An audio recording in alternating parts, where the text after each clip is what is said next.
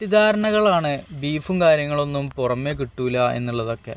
ആന്ധ്രാപ്രദേശിലെ അനന്തപൂർ എന്ന് പറയുന്ന പ്രദേശത്താണ് ഉള്ളത്. ഇവിടെ ബീഫിൻ്റെ വെറൈറ്റിയാണ്, ഒന്നും രണ്ടും ഐറ്റമല്ല, ഒരുപാട് ഐറ്റംസ് ഉണ്ട് എന്നുള്ളതാണ്. ലിവർ, ബോട്ടി, പിന്നെ കബാബ്, ഇങ്ങനെ പല ഐറ്റംസ് ഉണ്ട്. ഇവിടുത്തെ സ്പെഷ്യലാണ് ബീഫ് ബിരിയാണി എന്നുള്ളതാണ്.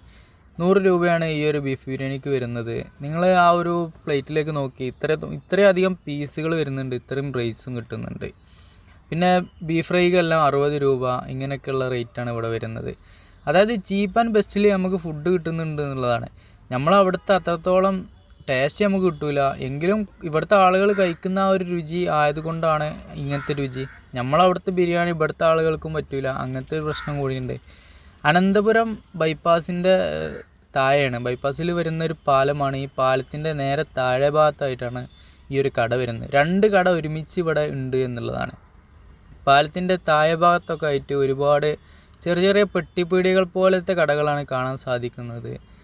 എല്ലാം തന്നെ വർക്ക്ഷോപ്പുമായി ബന്ധപ്പെട്ട സംഭവങ്ങളാണ്. റിയാസ് മന്ത്രി പറഞ്ഞ പോലെ ടർഫിന് പകരം ഇതുപോലത്തെ സംഭവങ്ങൾ പാലങ്ങൾക്കടിയിൽ നമ്മുടെ നാട്ടിലും തുടങ്ങാൻ കഴിയും എന്നുള്ളതിനൊരു തെളിവാണ് ഈ കാണുന്നതെല്ലാം തന്നെ. ഇനി ടർഫുകളോ പാർക്കിങ്ങോ എന്ത് വേണമെങ്കിലും പാലത്തിൻ്റെ അടിയിൽ ചെയ്യാം എന്നുള്ളതിനൊക്കെ ഒരു തെളിവാണ്. വാണിജ്യ നഗരമായിട്ടാണ് ഈ ഒരു നഗരത്തെ എനിക്ക് കാണാൻ സാധിച്ചത്. എവിടെ നോക്കിയാലും ബിസിനസ് പരമായിട്ടുള്ള തിരക്ക് പിടിച്ചൊരു ജീവിതമാണ് അനന്തപൂർ ടൗണിൽ.